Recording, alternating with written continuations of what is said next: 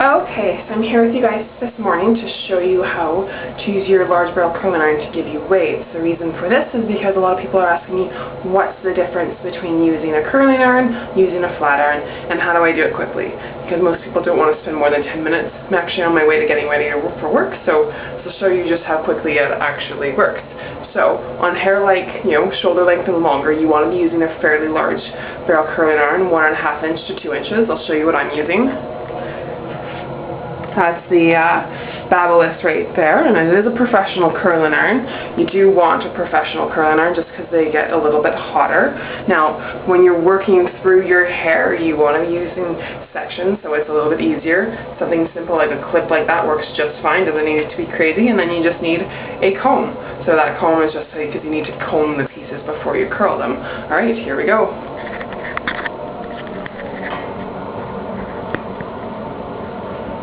So, it doesn't need to be rocket science. You don't have to take small sections. You're just working through. You see there I've got from my occipital bone and down. It kind of starts around midpoint of my ears. Section that big area up. Now, just giving fairly large section, as you can see there. My curling iron is pointed towards the ceiling. I'm starting at the mid-shaft. The mid-shaft is kind of the mid-section of your panel of hair. And you can see with my finger right there, I'm just kind of, every so often, just lightly press the lever just to slightly release the tension a bit so I can kind of slide the hair through and get a curl. That way you're not wrapping the hair ends to the roots. When you wrap it ends to the roots, you get more curl on the ends and it kind of flat on top. So this gives you that kind of large wave that you see a lot with on the red carpet or with Victoria's Secret, that kind of that lots of body and sexy but not definitively curly. You want to hold it in there for a good 10 seconds. Now when I work through the back, a lot of it is just kind of by feel, right? Doesn't need to be perfect back there. As long as it's curled, you're good. And you'll notice I'm curling my hair away from my face.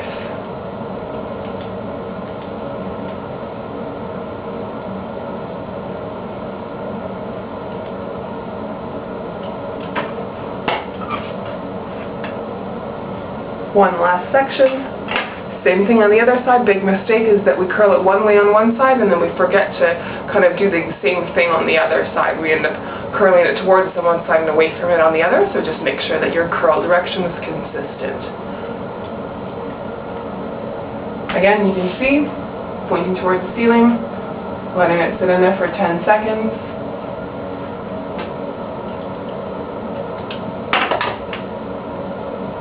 Now with my hair, because I have thick hair and quite a lot of it, I'm going to end up taking 4 sections. But if you have a little bit less hair, a little bit finer, not quite as dense, so you can get away with 3.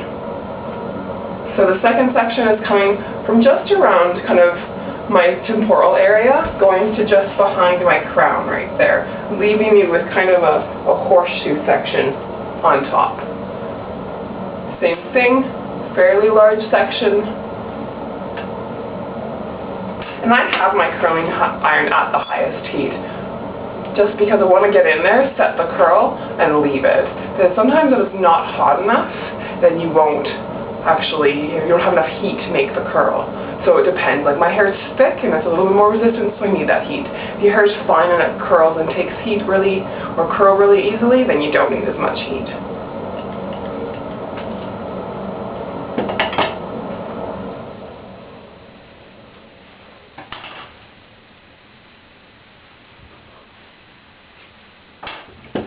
So, and it's good to prep your hair with a little bit of something.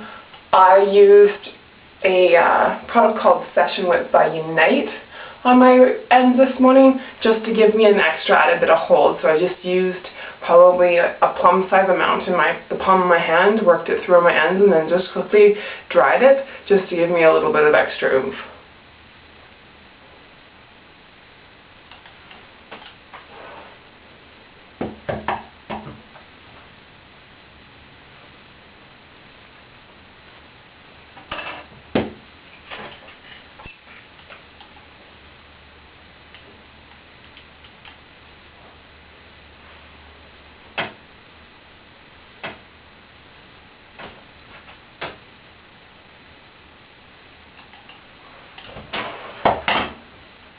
And you can see this really isn't taking me too much time at all. And generally I get probably a good day or two out of my style. Like, it'll last me for sure all day today, and then usually when I wake up tomorrow I only have to touch up a couple pieces. So that's really not too bad when we look at timing wise and as far as, you know, fitting it into our schedule in the morning. So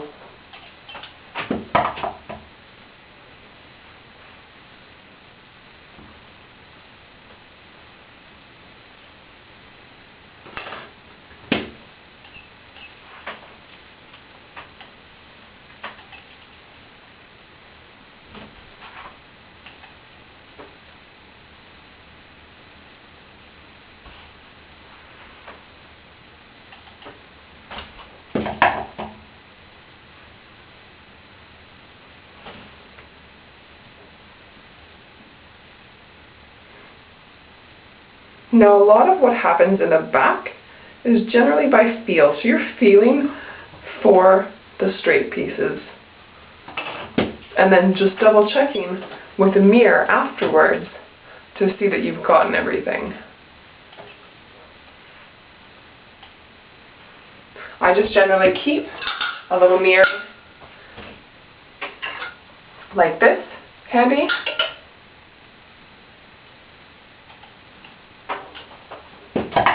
So I can look behind, and you can see that I've gotten everything curled. If I've missed a piece, I'd know just by there by looking at it, and I could go back then and get it. Now you can see, like, you don't need to worry about your sections being perfect.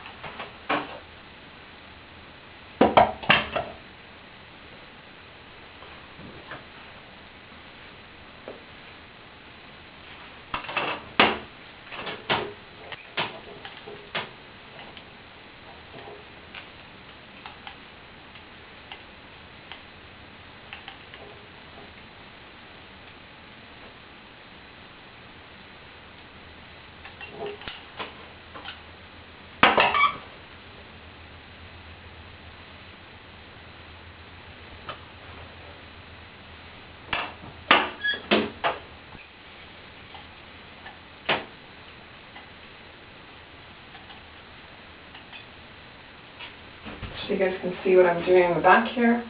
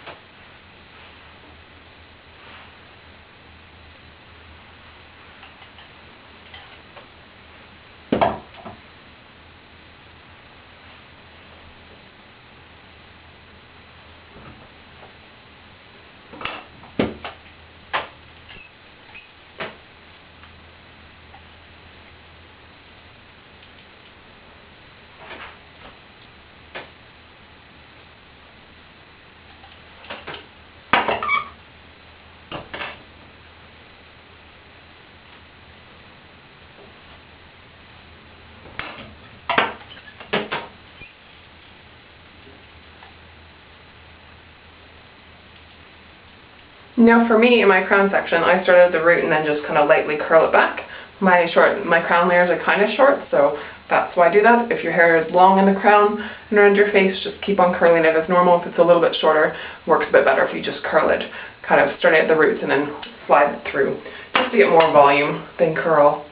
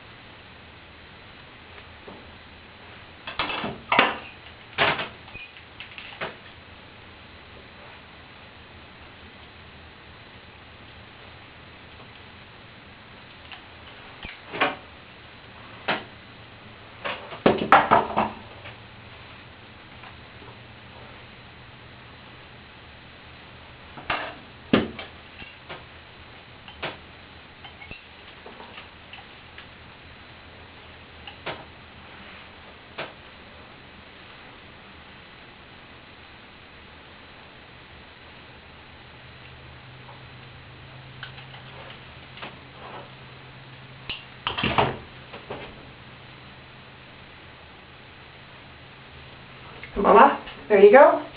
Quick and easy wave. Took about 10 minutes. That's not too hard. Great, so watch out for the step-by-step after this blog. It'll detail what I just did in a written form. Thanks so much, and be sure to stay tuned for the flat iron curls. Bye.